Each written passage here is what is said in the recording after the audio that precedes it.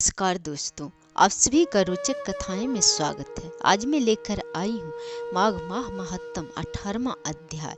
श्री वशिष्ठ जी कहने लगे कि हे राजन, मैंने दत्तात्रेय द्वारा कहा गया माघ मास महात्म का पूरे विस्तार पूर्वक सुनाया। अब माघ मास के स्नान का फल सुनो। हे परांतप, माघ स्नान सब यज्ञों, व्रतों और तपों का फल देने वाला है। माघ मास में स्नान करने वाले स्वयं तो स्वर्ग में जाते ही हैं, उनके माता और पिता के दोनों के कुलों को भी स्वर्ग प्राप्त होता है। जो माघ मास में सूर्योदय के समय नदी या तालाब या सरोवर में स्नान करता है, उसके माता पिता के 7 कुलों की पीढ़ी स्वर्ग को प्राप्त होती है।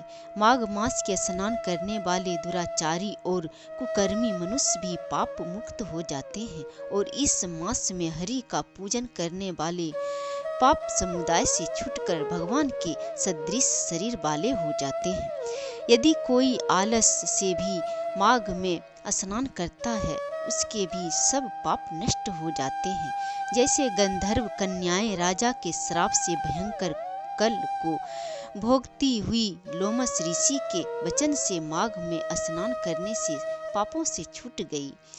यह वार्ता सुनकर राजा दिलीप विनय से पूछने लगा कि हे गुरुदेव, यह कन्याएं किसकी थी? उनको कब और कैसे श्राप मिला? उनके नाम क्या थे? ऋषि के वाक्य से कैसे श्राप मुक्त हुई और उन्होंने कहाँ पर स्नान किया? आप विस्तार पूर्वक से सब कथा कहिए। वशिष्ठ जी कहने लगे कि हे राजन, जैसे अरण्य से स्वयं अग्नि उत्पन्न होती है, वैसे ही यह कथा धर्म और संतान उत्पन्न करती है। हे राजन, सुख संगीत नामक गंधर्व की कन्या का नाम विमोहिनी था।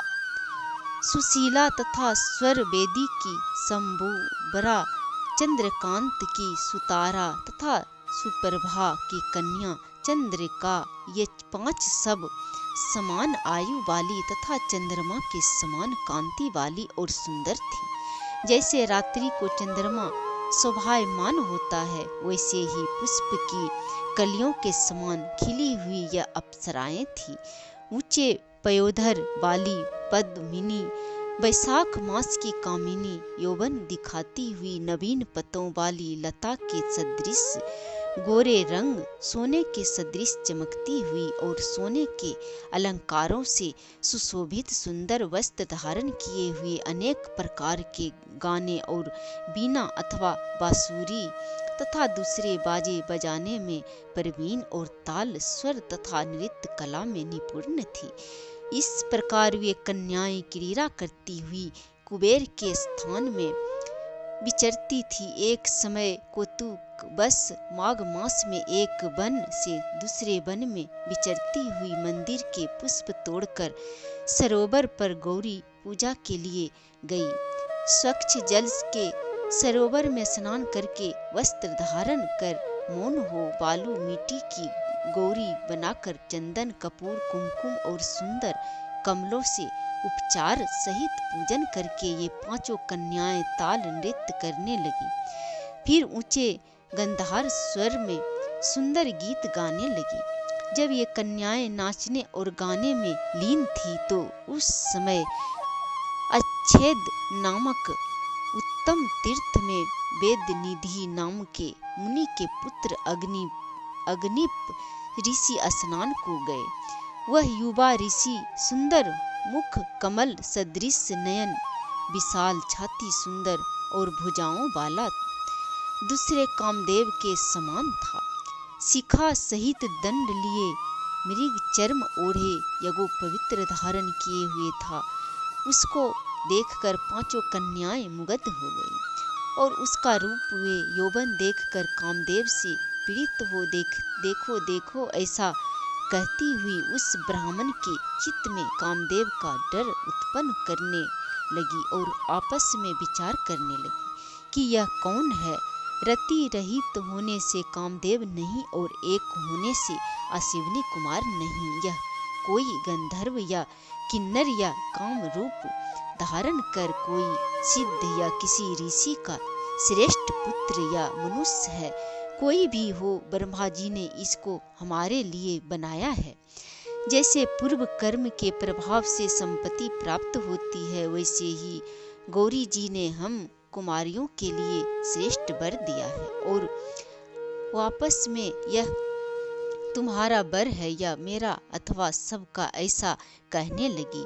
जिस समय उस ऋषि पुत्र ने अपनी मध्याह्न की क्रिया करके ऐसे वचन सुने तो वह सोचने लगा कि यह तो बहुत बड़ी समस्या उत्पन्न हो गई।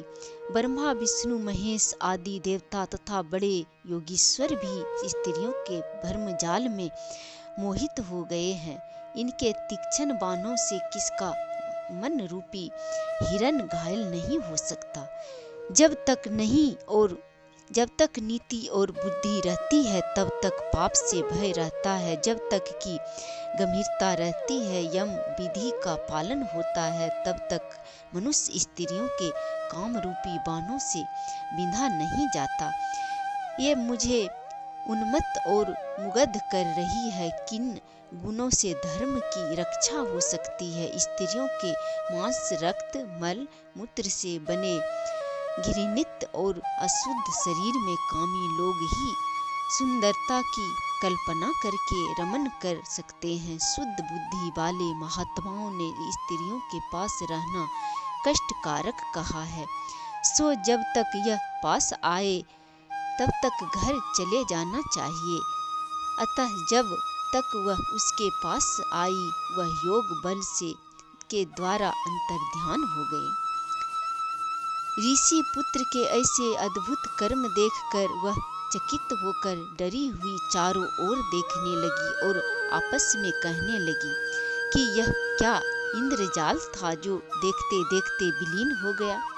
और वह विरह की अग्नि में जलने लगी और कहने लगी कि हे कांत, तुम हमको छोड़कर कहाँ चले गए? क्या तुमको ब्रह्मा ने हमको विरह रूपी अग्नि में जलाने के लिए ही बनाया था? क्या तुम्हारा चित्त दया रहित है जो हमारा चित्त दुखाकर चले गए? क्या तुमको हमारा विश्वास नहीं? क्या तुम कोई मायावी हो?